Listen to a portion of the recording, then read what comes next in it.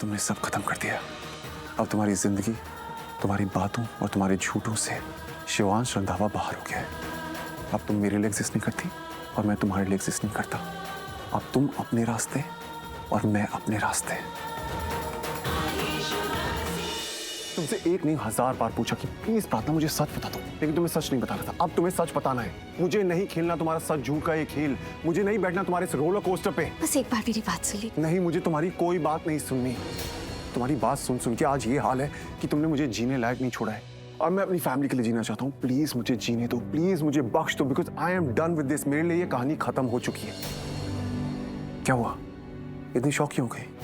इतनी हैरान परेशान क्यों लग रही हो? तुमने कितनी बार कहा कि हमारे बीच में कुछ नहीं है, तो आज मैंने मान लिया कि हम दोनों के बीच में कुछ नहीं है। तो अब क्यों मनाना चाहती हो? अब क्यों बात करना चाहती हो? जिस रास्ते को मैं पीछे छोड़े आया हूँ, मुझे वापस उस रास्ते पे क्यों ले जाना चाहती हो? मैंने कहा था ना, जब मैं एक रास्ते को छोड़ देता हूँ तो मैं उसे मुड़ के नहीं देखता। मुझे कोई सवाल नहीं करना, मुझे कोई जवाब नहीं देना। आपके कहने से क्या होता है?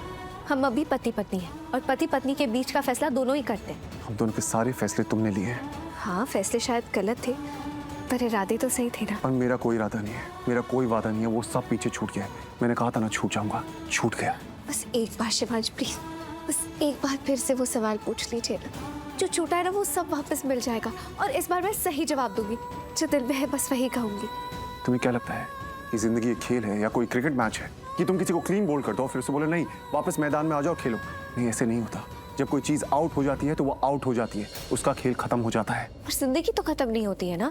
आप भी यही है, मैं भी यही हूँ, आपके सवाल भी यही है और मेरे जवाब भी। लेकिन मैंने कहा ना, मुझे कोई जवाब नहीं चाहिए। मैंने तुमसे कहा था कि अगर तुम मेरे सवाल का जवाब नहीं दोगी तो मैं इस रिश्ते को एक सवाल बना के छोड़ दूंगा। तो छोड़ दिया। शिवांश बस एक मौका दे दीजिए। क्यों? जिससे तुम फिर से मुझे धोखा दे सको? नहीं, मुझे तुमसे कोई धोखा नहीं खाना। मैं तुम्हें मौका ही नहीं दूंगा। और अब फैसला हो चुका है। प्यार का फैसला? हाँ, प्यार का फैसला। आप मुझसे प्यार करते? नहीं, तुमसे नहीं, मैं सोनालिका से प्यार करता हूँ। क्या हुआ? झटका लगा? जब किसी की बातों में आ जाओ ना तो ऐसा ही होता है, शौक लगता है। जैसे मैं तुम्हारी बातों में आता रहा और मुझे शौक लगते रहे। And for your kind information, तुम्हारी जानकारी के लिए, तुमसे जिसने भी ये जो कहा है ना, गायत्री ने जिसने भी कि मैं तुमसे प्यार करता हूँ, वो झूठ कहा है। मैं सिर्फ सोनालिका से प्यार करता हूँ। मेरी शादी उससे होने वाली थी, फिर तुम इस घर में आ गई और अब जाने का नाम ही नहीं ले रही हो। लेकिन जब तुम यहाँ से चली जाओगी ना तो जो शादी अधूरी रह गई थी मैं वो शादी पूरी करूँगा। मैं सोनालिका से शादी करूँगा। मुझे जो कहना था मैंने कह दिया। अब अगर तुम्हें कुछ कहना हो तो कह दो, क्योंकि इसके बाद शिवांश रंधावा तुम्हारे रोकने पे भी नहीं रुकेगा, तुम्हें मुड़ के भी नहीं देखेगा। तो बोलो, कुछ है कहने के लिए? कुछ नहीं है। तुमने सब खत्म कर दिया। अब तुम्हारी जिंदगी, तुम्हारी बातों और तुम्हारे झूठों से शिवांश रंधावा बाहर हो गया है। अब तुम मेरे लिए एग्जिस्ट नहीं करती और मैं तुम्हारे लिए एग्जिस्ट नहीं करता। अब तुम अपने रास्ते और मैं अपने रास्ते।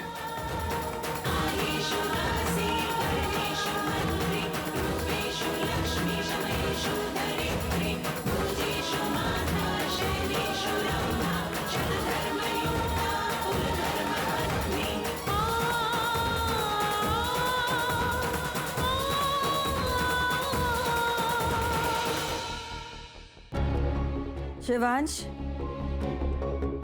बेटा। जी बुआ माँ। बेटे सोनालिका के कमरे में चल बेटा। क्यों, क्या हुआ? तबीयत ठीक नहीं है उसकी। हाँ तो आप जाइए ना उसके पास। मैं तो हूँ ही उसके साथ, लेकिन मैं नहीं चाहिए उससे। She wants you beside her बेटा, एंड यू नो इट। वो चाहती है कि तू उसके आसपास रहे, तू उसकी केयर करे। उसकी तबीयत ठीक नहीं है ना बेटा, तू समझ।